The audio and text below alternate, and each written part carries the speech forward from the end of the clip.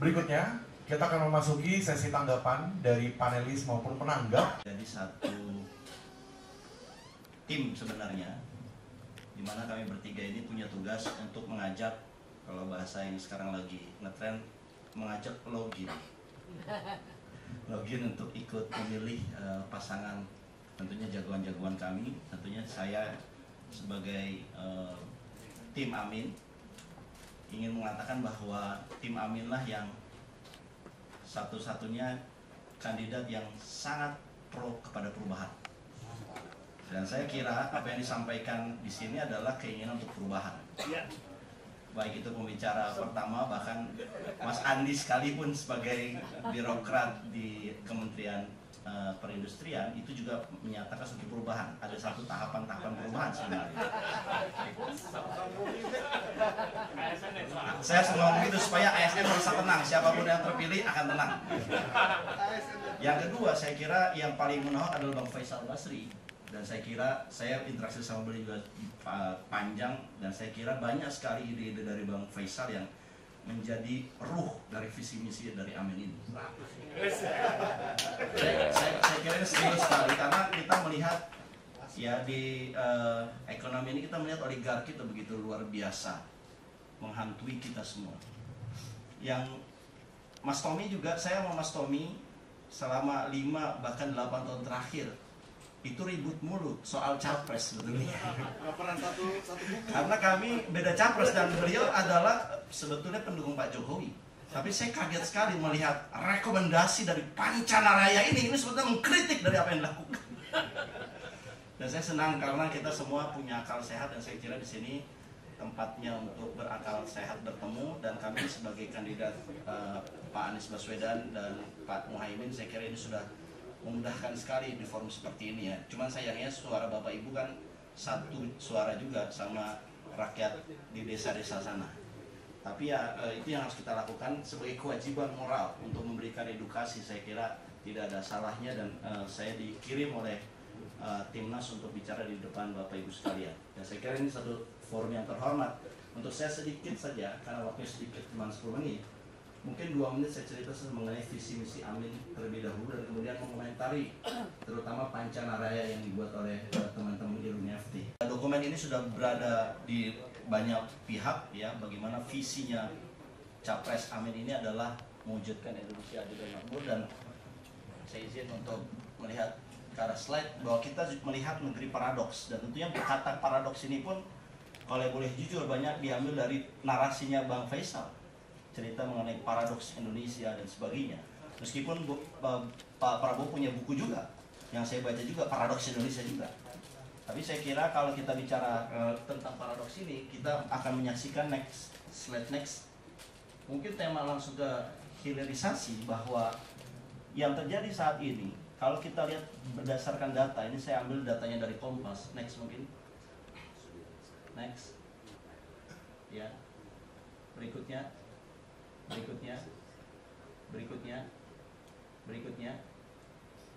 Nah, saya kira yang saya ingin sampaikan adalah kita perlu mindset baru dalam mengolah pemerintah.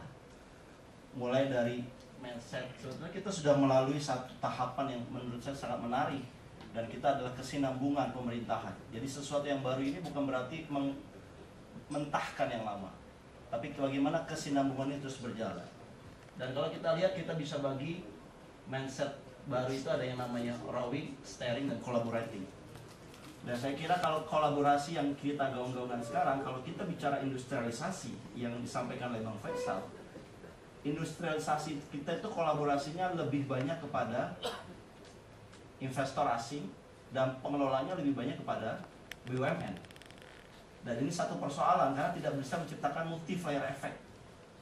Ya, teman-teman di swasta ya, mungkin kita banyak di sini alumni FT ini banyak bergerak di swasta, itu banyak ngambil ceruk dari program-program ini sangat minim sekali. Karena semuanya diambil alih oleh BUMN, dan melibatkan investor yang tadi punya national interest sendiri yang sangat berbeda dengan national interest kita. Next, saya kira berikut ini yang saya ingin sampaikan. Kalau dilihat bagaimana kita bicara hilirisasi, tentunya kita harus bicara level industrinya.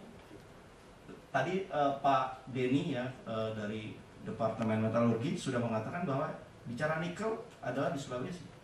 Bicara boksit di Kalimantan Barat. Sekarang kita lihat di Sulawesi, kita narorin lebih dalam. Kita lihat industri di Sulawesi itu apa saja. Banyak sekali industri-industri ini. Dan saya kira letaknya ya, meskipun ada juga smelter yang ada di berbagai daerah lain ya. Ini sumbernya saya ambil dari Kompas, Mas Derajat. Jadi kalau kita bicara data ya, saya kira nanti kontesnya ke Kompas. Dan kalau dilihat dari hilirisasi nikel yang beberapa bulan yang lalu menjadi topik diskusi yang panjang, karena hilirisasi ini kan jadi kalau saya melihatnya sebagai satu pesan heroik ya, kita tidak ingin mengekspor raw material lagi, kita ingin menciptakan yang namanya middle high material ya, sehingga kita bisa menciptakan nilai ekonomi. Tapi kenyataannya hilirisasi yang dimaksud oleh program yang ada sekarang ini adalah hilirisasi yang next, hilirisasi yang somehow mengedepankan berikutnya terjadinya kemiskinan. Jadi ini data bahwa daerah-daerah yang menjadi fokus hilirisasi khususnya nikel, kita melihat angka kemiskinannya tinggi. Jadi itu membuat satu pertanyaan kita, ini yang disebut dengan paradoks. Kita ingin membuat multiplier effect, menciptakan satu nilai ekonomi, mungkin dengan ada hilirisasi smelter ada di situ, masyarakat daerah situ minimal melakukan kesejahteraan. Tapi ini datanya kita bisa lihat. Ada data jumlah ada luas tambang nikelnya, dan ada pertumbuhan sektor tambangnya. Ya, kalau kita lihat perbandingannya, sebutlah misalkan di daerah Sulawesi Tengah, ya, ini jumlah penduduk miskin, bahwa di tahun 2022 ke 2023 Sulawesi Tengah, di mana ada jumlah nikel terbesar, ya, itu bisa dikatakan cukup besar gitu ya, 115 juta dengan 85 jumlah IOP. Jadi kita lihat kemiskinannya meningkat. Dan ini menjadi satu evaluasi buat kami tentunya sebagai kontestan calon presiden, bahwa bagaimana ini tidak boleh terjadi di masa depan. Bahwa hilirisasi yang diciptakan, yang dinarasikan, kenapa kok berbeda dengan data? Hilirisasi itu kan tujuannya mulia, tidak lagi menjual raw material sebagai bahan yang sejak zaman Belanda kita mengekspor bahan mentah, tapi kita ingin menciptakan ini jadi bahan tinggi, tapi kemudian kenapa kok kemiskinannya malah meningkat? Dan ini semua data-data yang sempat ya menjadi satu topik ya, kandidat kami Pak Anies Baswedan menyampaikan ini, dan saya kira ini satu data yang tidak bisa terbantahkan. Bagaimana bisa tujuannya untuk hilirisasi, dan ini sudah terjadi, tapi tingkat kemiskinannya meningkat. Next berikutnya, saya kira tidak kalah pentingnya yang disampaikan oleh Mas Tommy tadi terkait mengenai SDM. Nah ini target ya, kami ceritakan target yang dibuat apabila Anies Baswedan menjadi presiden 2024-2029. Maka kita lihat angka yang kedua itu tadi, kontribusi industri manufaktur. Betul sekali kata Bang Tommy tadi katakan, bahwa kita ini mencapai saat ini di posisi 2022 itu 18,34%.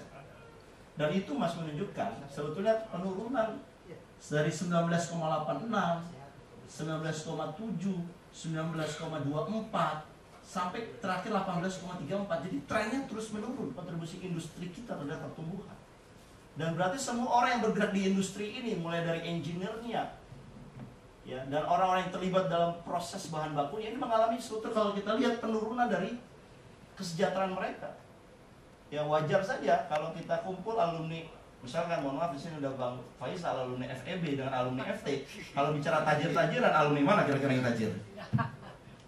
Gak usah bicara tajir lah, yang paling banyak nyumbang misalkan Pak Dekan mungkin ada bisa cerita berapa orang alumni yang nyumbang buat alma mater kita. Kan ini juga mengukur kesejahteraan para alumninya juga. Dan kalau melihat datanya seperti ini, pantas banyak anak-anak teknik ketika lulus dari fakultas teknik, dia bekerjanya di dunia yang lain. Termasuk saya ini, saya bekerja di perbankan, tapi saya ngambil S2 di ekonomi policy. Tapi saya melihat ini yang ditargetkan oleh Amin menjadi 22,0 sampai 23,0% di tahun 2029.